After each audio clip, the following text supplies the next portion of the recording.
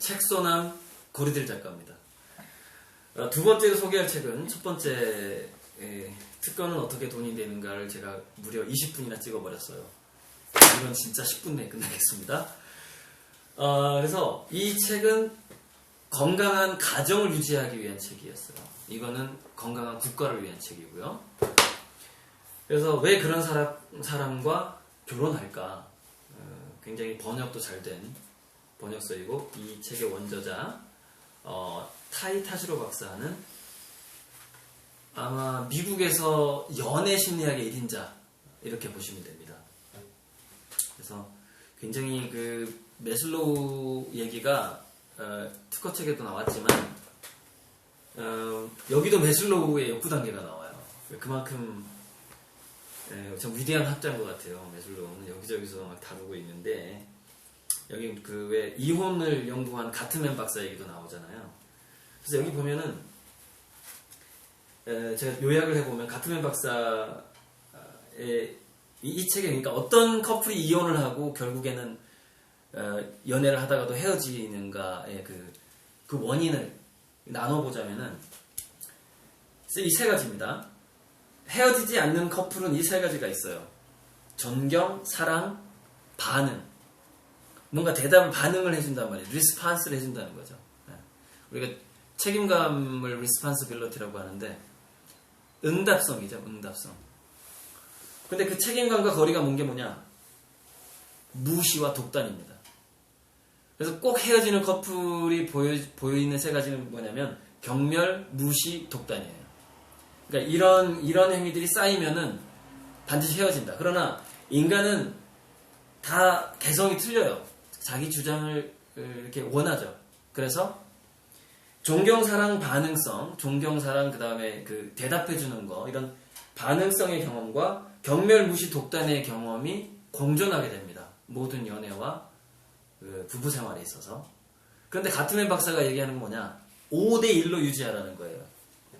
긍정적인 그 관계를 유지시켜주는 존경, 사랑, 반응에 대한, 이 반응이라는 것은 서로 이렇게 대화를 하고자 하는 그런 태도도 그 반응에 속하는데, 이거를 5, 이거를 1, 이 정도 5대1 정도만 유지해도 그 관계는 깨지지 않는다는 거죠. 근데 그걸 벗어나면 위험하다. 그러니까 4대1도 위험하다는 거죠. 한 5배 정도는 긍정성이 있어야지 그 둘 사이가 안정적으로 유지가 될 수 있다라는 건데, 제가 이제 이 부분을 읽으면서 이 전반부, 후반부에 이제 이 5대1에 대한 참 재밌는 이야기가 나오는데, 그게 뭐냐면은, 예를 들어서 이렇게 얘기합니다. 예를 들어서 자기 아내가 외모를 너무 안 꾸미는 거예요.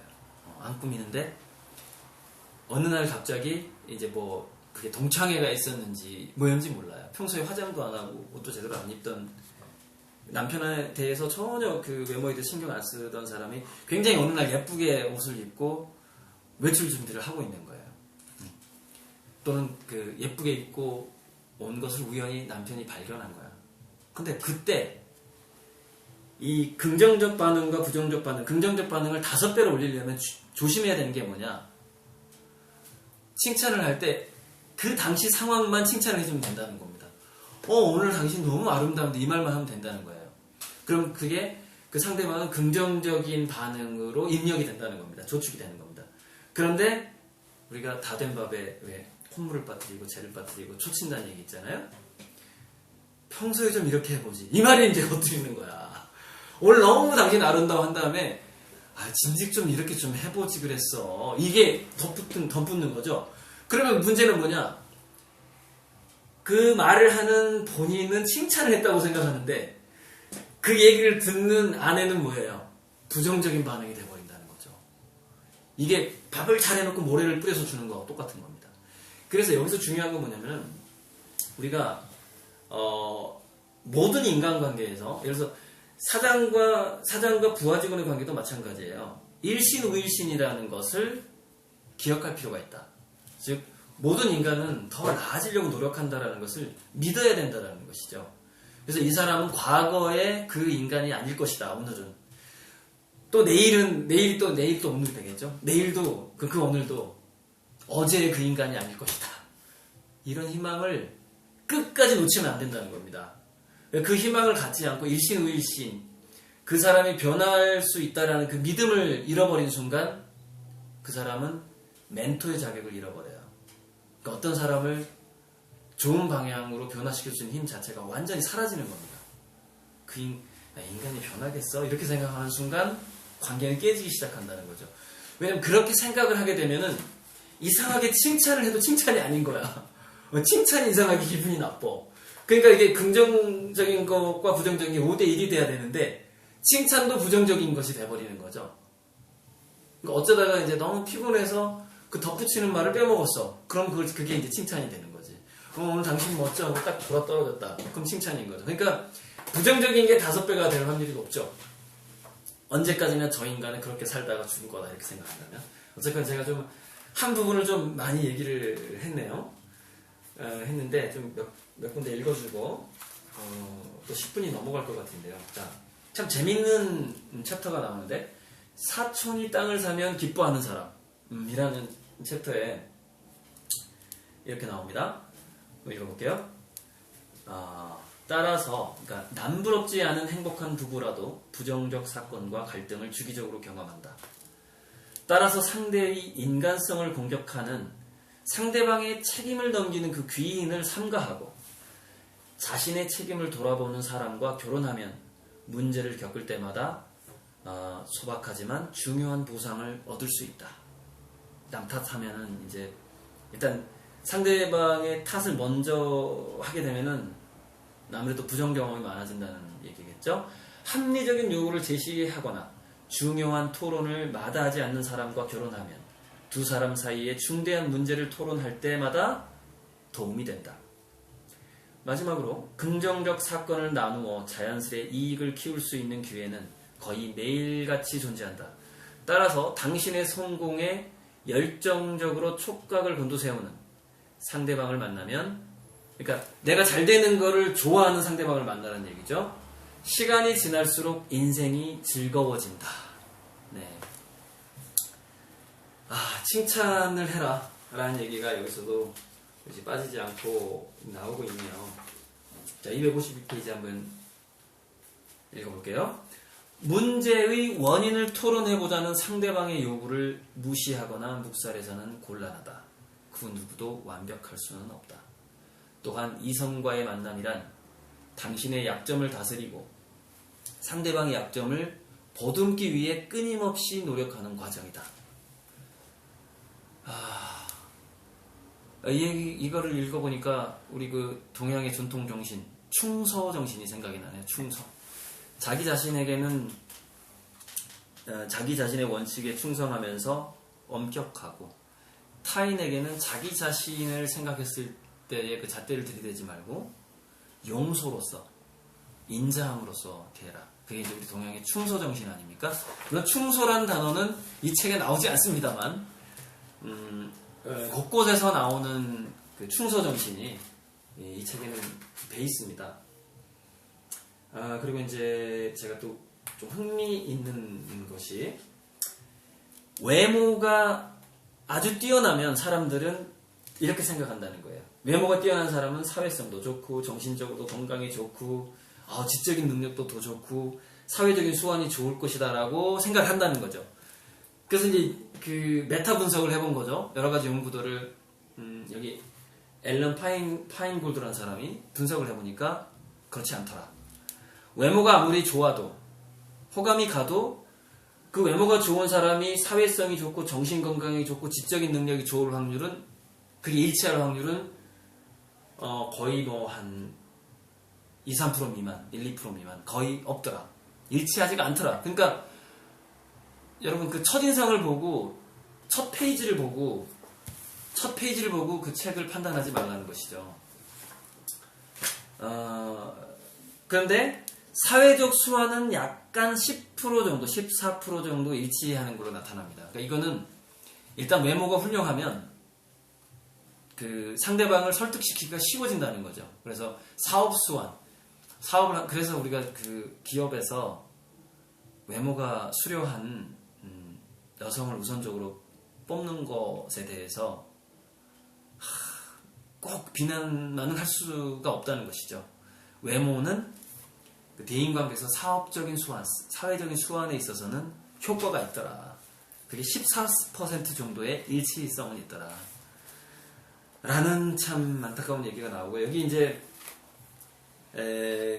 209페이지에 그 원숭이 실험 얘기가 나오죠. 왜 해리 할로우라는 그 심리학자가 전만주는 철망으로 된 원숭이와 부드러운 촌으로 된 그 원숭이 사이에서 이제 새끼 원숭이를 키우는데, 뭐 평소에는 젖만 먹다가 쉴 때는 그 촉감이 좋은 그 인형 옆에서 그 새끼 원숭이가 쉬더라. 그래서 스킨십이 굉장히 중요하다. 에 대한 실험이 있어요. 그걸 접촉위안이라고 하는데, 근데 제가 이제 이 책에는 나오지 않지만 제가 뇌과학을 연구하는 사람으로서 원숭이 실험 두 번째가 있습니다. 그 이후에 어떤 실험이냐면은, 자, 털 달린 원숭이가 우리가 그 애착 형성이라든가 건강한 인간성을 만드는데 그 스킨십이 굉장히 중요하다는 실험 위에 흔들리는 원숭이 엄마 실험이 있어요. 그러니까 그게 이제 좀 반응성인데, 애기 새끼 원숭이가 엄마한테 딱 안기면 그게 줄에 매달려 있는 엄마하고 밑에가 고정되어 있는 엄마 실험이 있습니다. 원숭이 가짜, 둘 다 가짜 엄마인데 한 엄마는 줄에 매달려 있기 때문에 사다리처럼 이렇게 그네처럼 흔들려요. 그래서 새끼 원숭이가 딱 매달리면 이게 흔들리는 거야. 그게 뭐냐면은, 아까 제가 지속적으로 관계가 되려면 반응성이 중요하다고 했잖아요. 반응성. 그 새끼 원숭이가 흔들리는 인형 엄마, 털 인형 엄마한테 매달렸을 때 이 털 인형 엄마가 이렇게 흔들어주는 것을 이 새끼는 반응으로 인식을 한다는 거죠. 이 사람이 내가 뭔가를 액션을 취하니까 나한테 뭔가 액션이 다시 돌아오는구나, 이렇게 인식을 한다는 거죠. 근데 고정되어 있는 털 엄마는 매달려도 자기를 흔들어주질 않는 거죠. 고정이 되어 있으니까. 그런데 놀라운 이 원숭이 실험 두 번째 결과, 그 새끼 원숭이의 그 두뇌 발달이 흔들리지 않는 엄마, 반응해주지 않는 엄마에게서 자란 원숭이하고 흔들리는 엄마, 반응해주는 엄마에서 자란 원숭이의 뇌 발달이 20% 정도가 차이가 나더라고요. 무슨 얘기냐? 우리가 서로 반응해주지 않는 연애 관계라는 것, 자기 주장만 하는 연애 관계라는 것은 상대방의 자존감을 무너뜨릴 뿐만이 아니라 상대방에게 치매를 앞당길 수 있다는 것이죠. 치매를 앞당길 수 있다. 어린이들한테는 뇌 발달을 저해할 수 있다. 반응이 굉장히 중요하다는 것인데, 여기서 그래서 안정애착형과 불안애착형과 회피애착형의 그 테스트가 있어요. 테스트가 있는데, 재미있는 실험이 이제 미네소타 대학에서 연구를 했는데, 남녀 대학생 226명을 대상으로 연구를 했는데 유유상종 효과가 나타나더라. 그러니까 특히 회피형이 굉장히 위험한 걸로 나타났는데, 회피형 인간성, 회피형 애착을 한 사람들, 그러니까 회피형이라는 것은 좀 전에 제가 얘기했던 반응을 안 해주는 엄마한테 자란 아이들입니다. 그러니까 흔들리는 원숭이 엄마, 그러니까 아닌 고정된 엄마, 딱딱한 사람, 잘 반응을 안 해주는 사람, 잘 눈을 잘 마주쳐주지 않고 호응을 잘 안 해주는 사람에게 자란 자녀들의 문제가 뭐냐? 그 사람들은 상대방을 고를 때, 이성을 고를 때 불안애착형을 고를 확률이 36%, 자기와 똑같은 회피애착형을 고를 확률이 41%, 합치면 무려 77%가 결혼 생활이 깨질 수밖에 없는 상대를 고르더라 이거예요. 그 반응을 잘 받지 못하고 자란 자녀들이. 그러니까 우리가 자식들을 더 사랑해야 되고, 한 인격체로서 우리가 어리다고 무시하지 말고 인격체로서 잘 대우해주면서 반응해주면서 키우는 것 자체는 그 아이의 미래 결혼 생활에 지대한 영향을 미친다는 겁니다. 그 부분이 나왔고, 또 한 가지는 17가지 질병과 신체적인 질병과 안정애착형으로 자랐느냐, 회피형이냐 불안형이냐에 따라서 질병의 정도가 또 많이 달라지더라. 그래서 불안애착형으로 자란 사람들은 두통, 통증, 뇌졸중, 심장마비, 고혈압 뭐 등등등 여러 가지 질병과 연관되어 있더라. 그러니까 어렸을 때 안정애착형으로 자란 사람들은 질병과 거리가 멀어지고, 불안애착형, 회피애착형으로 양육받은 사람들은 질병에 걸릴 확률도 동시에 올라가더라는 겁니다. 근데 이 이야기는 제가 2011년에 쓴 내 아이를 위한 두뇌 사용 설명서에서 했던 이야기가 거의 일치합니다. 그러니까 저는 그때도 이제 그런 부분을 얘기를 했었는데, 어쨌건 두뇌 사용 설명서라는 책은 제가 다시 재출판을 할 거고요. 하나만 더 얘기해 드릴게요. 그게 뭐냐면은, 안정애착형이 어렸을 때는 분명히 안정애착형 양육을 잘 받았는데, 18개월 때는. 근데 19세 청소년기가 돼서 얘가 성격이 다시 불안형과 회피형으로 바뀌는 경우가 있더라는 것이죠. 무슨 얘기냐면은 아동 때 학대를 받았다거나 뭔가 이렇게 태도가 나쁜 사람의 양육을 받았다는 얘기죠. 그래서 안정애착형이 불안형이나 회피형으로 변하는 확률이, 이 미국의 연구입니다. 38%. 그 다음에 어렸을 때는 제대로 양육받지 않았으나 청소년기에 20살이 됐을 때 안정애착형 인간으로 바뀌는 확률이 11%로 나옵니다. 연구에서. 우리나라의 경우에는 어떨까요? 우리나라는 아동 때 양육을 잘 받았으나 청소년기에 그 인간성이 잘못될 확률이 제 생각에 40%가 넘을 것 같고요. 어렸을 때 양육을 잘 받았지만 청소년기에, 그러니까 어렸을 때 양육을 잘 못 받았지만 청소년기에 좋아지는 확률. 그래서 건강도 좋아지고 자기주도성 좋아지고 여러 가지 뭐 머리도 좋아지고 하는 그런 확률이 미국의 조사에서는 11%였으나 우리나라에서는 5%에서 7% 정도 되지 않을까. 우리나라에서 이런 연구가 아직 아마 없었을 겁니다. 이런데 연구비를까지 줄 만큼 그렇게 풍족하지 않으니까요.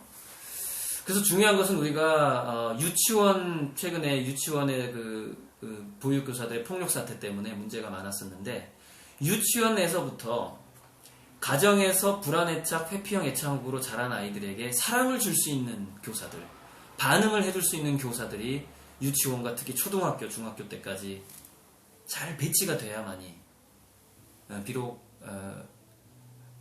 불안한 가정 환경에서 자란 아이들도 청소년기에는 건강하게 자랄 수 있다. 실제로 그렇게 개선되는 확률이 미국에서 조사해보니까 11%다 라는 것을 얘기하고, 좀 길어졌나요? 책 소개를 마치겠습니다.